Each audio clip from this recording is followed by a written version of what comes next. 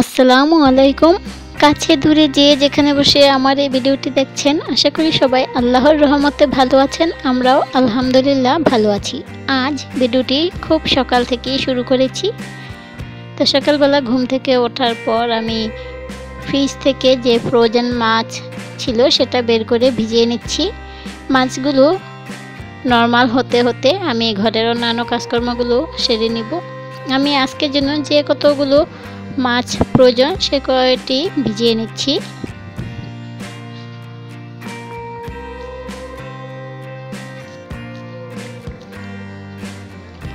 যারা যারা আমার এই ভিডিওটি দেখা স্টার্ট করেছেন, প্লিজ একটি লাইক দিয়ে ভিডিওটি কন্টিনিউ করবেন আর প্রথম থেকে শেষ পর্যন্ত পুরো ভিডিওটি দেখবেন আশা করছি। মাছগুলো ভিজিয়ে নেওয়ার পর আমি জানালাগুলো খুলে দিচ্ছি। সকালবেলা ঘুম থেকে ওঠার পর সবচেয়ে গুরুত্বপূর্ণ একটি কাজ হচ্ছে ঘরের জানালাগুলো খুলে দেওয়া। এতে করে ঘরের ভেতর যে আবহাওয়া বা একটি গরম ভাবসা ভাব থাকে সেটা খুব সহজেই বের হয়ে যায়। এরপর আমি বারান্দাতে চলে এসেছি আর বারান্দাতে এসে গাছগুলোতে একটু পানি স্প্রে করে দিচ্ছি। এতে করে গাছের পাতাগুলো কিছুদিন যাবৎ বেশ রোদ আর গরমের কারণে একটু মলিন হয়ে গিয়েছে, সেগুলো সতেজ হয়ে যাবে। সবাই এখনও ঘুমাচ্ছে আর আমি দুপুরে রান্না কি করব তার জন্য সব কিছু এক এক করে রেডি করে নিচ্ছি। ওরা ঘুম থেকে উঠে যাওয়ার পর আমি এই বেডরুমটা গুছিয়ে নিব। প্রথমেই এই পাশটা জানালার যে পর্দাগুলো আছে সেগুলো সরিয়ে দিচ্ছি আর এই পাশটা রাতে ঘুমানোর সময় লাগিয়ে দেওয়া হয়। দেখা যায় এই পাশ দিয়ে বৃষ্টি হলে রাতের বেলা ঘরে বৃষ্টি চলে আসে আর সেই বৃষ্টিতে বিছানাগুলো ভিজে যায়, তাই জানালাটা আমি আটকিয়ে রাখি। এখন বিছানাটা গুছিয়ে নিচ্ছি আর বিছানাটা গুছিয়ে আমি আমার জন্য সকালের নাস্তা রেডি করে ফেলবো।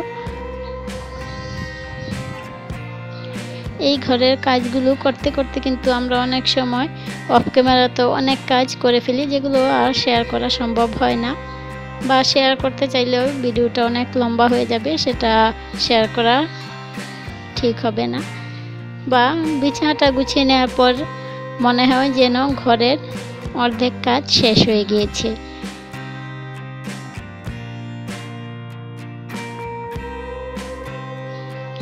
ঘরের ভেতরে যে গাছ আছে সেই গাছটাতেও আমি একটু পানি স্প্রে করে দিচ্ছি। এতে করে পাতার উপরে যে ধুলোগুলো জমেছিল সেগুলো পরিষ্কার হয়ে যাবে। পানি স্প্রে করার পর আমি একটি নরম পাতলা সুতি কাপড় দিয়ে পাতাগুলো মুছে দিয়েছি। এতে করে দেখেন পাতাগুলো কত সুন্দর লাগছে দেখতে। কোণে এইরকম একটি সবুজ গাছ রাখলে কিন্তু যে কারোরই মন এমনিতেই ভালো হয়ে যায়। আর ঘর হচ্ছে শান্তির জায়গা। ঘরে এসে যদি শান্তি না পাই তাহলে সেই ঘর কি আর ঘর থাকে?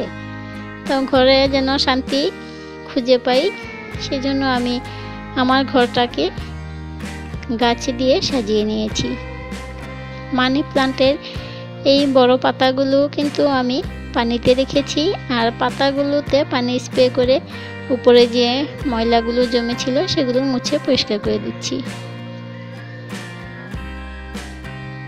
আপনি একটি জিনিস ঘরে রাখবেন অথচ সেই জিনিসের যত্ন নেবেন না বা সেই জিনিসের প্রতি আপনার ভালোবাসা থাকবে না, তাহলে সেই জিনিসটা কিন্তু আপনার ঘরেও বেশি দিন টিকবে না। আল্লাহর রহমতে আমার ঘরে যে গাছগুলো আছে অনেক বছর যাবতই আছে আর খুব সুন্দর করে গ্রো করছে, বেঁচেও আছে।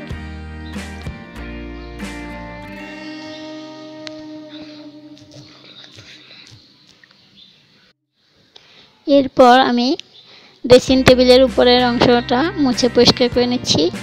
এই অংশটাতে প্রচুর ধুলো জমে আর এইখানেও আমি একটি গাছ রেখেছি। আসলে ঘরের ফার্নিচারগুলোকেও যদি আপনি পরিপূর্ণভাবে যত্ন নেন তাহলে সেই ফার্নিচারগুলোও কিন্তু খুব সুন্দর থাকবে আর সবসময় চকচকে ঝকঝকে থাকবে। চেষ্টা করি যতটুকু সম্ভব করার, বাকিটা হচ্ছে অপশনাল। চেষ্টা করি যতটা সম্ভব পরিষ্কার পরিচ্ছন্ন রাখার।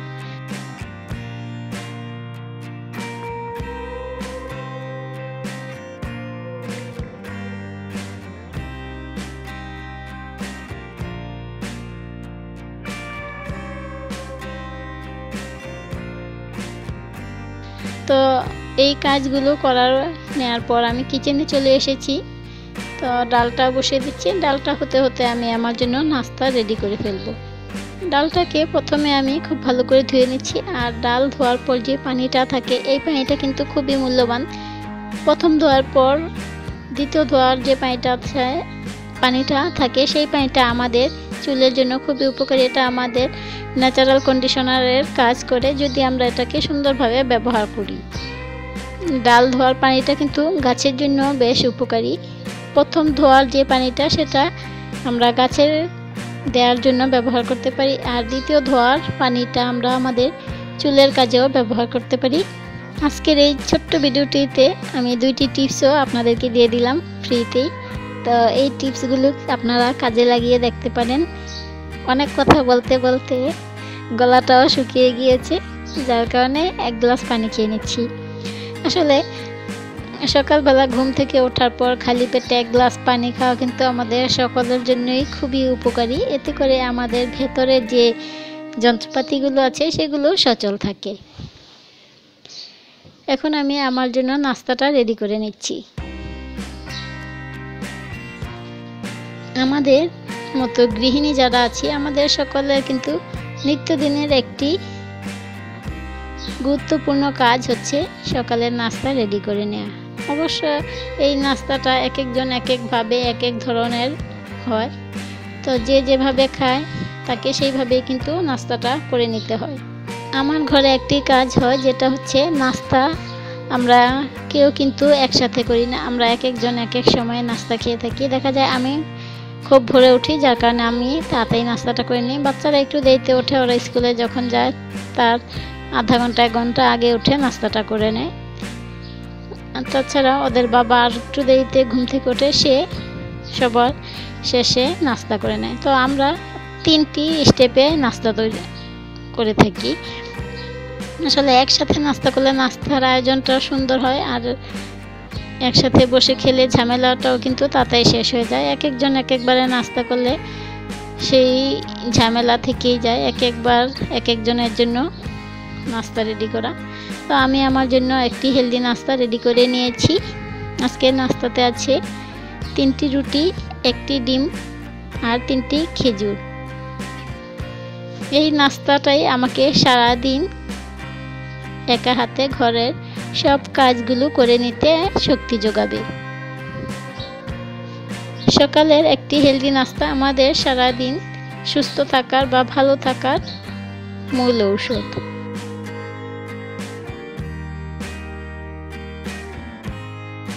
সকালের নাস্তা শেষ করে বাচ্চাদের স্কুলে পাঠিয়ে দিয়েছি। ওদের বাবাও কাজে চলে গিয়েছে। তো সবাই সবার মতো কাজ কর্মে চলে গিয়েছে।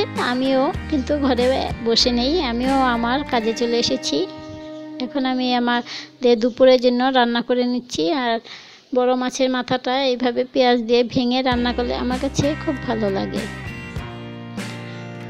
সকালে ডালটা রান্না করে নিয়েছিলাম, সেই ডালটাও হয়ে গিয়েছে। এই চুলাতে আমি বেগুন রান্না করে নিচ্ছি। তো রান্নাবান্না শেষ করে নেওয়ার পর যে হাঁড়ি পাতিলগুলো নষ্ট হয় বা সিঙ্কটা তেলে হয়, হলুদ মশলা ইত্যাদি পরে নোংরা হয়, এগুলো কিন্তু রান্না শেষে আমি সাথেই ধুয়ে পরিষ্কার করে রাখি। এতে করে আমার কাজটা জমে থাকে না, আর কিচেনটাও সবসময় ঝকঝকে চকচকে থাকে।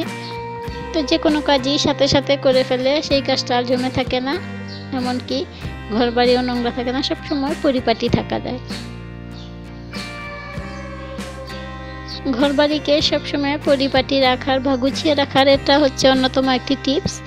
তো আমরা কিন্তু যে কোনো কাজই সাথে করে ফেললে সেই কাজটা জমে থাকে না এবং পরিষ্কার পরিচ্ছন্নতাও থাকা যায়, পরিপাটি থাকা যায়। তো আমার আজকের এই ছোট্ট ভিডিওটি যদি আপনাদের ভালো লেগে থাকে তাহলে লাইক, শেয়ার ও কমেন্টস করবেন।